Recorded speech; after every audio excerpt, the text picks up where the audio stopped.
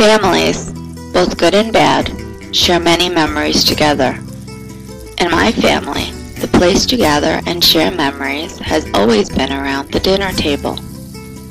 In the 1950s, my grandfather left Caguas, Puerto Rico, and went to find work in the United States. Eventually, he got a job in New York City as a superintendent of a co-op. My grandmother, uncle, mother, and aunts joined him there.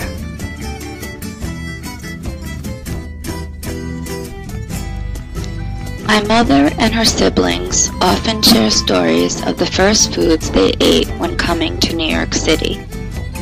There were green peppers, which my mother still won't eat, little trees called broccoli, and tiny lettuce they learned were Brussels sprouts.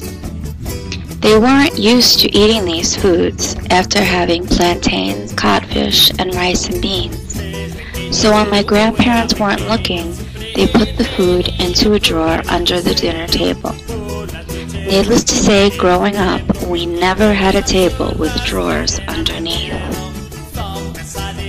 By 1973, my mother had 3 children of her own and her own dinner table. But my sister, brother, and I still had the most fun and shared the most at my grandparents' table each weekend. We learned about my uncle being drafted in the Vietnam War and the protests my aunts marched in, the assassinations of both President Kennedy and his brother Robert, and Dr. Martin Luther King Jr.'s eloquence and assassination. My grandfather eventually retired and moved back to Puerto Rico. Although we can no longer gather around my grandparents' dinner table, we still gather around one wherever we are, whether it be at someone's house or in a restaurant with tables pushed together.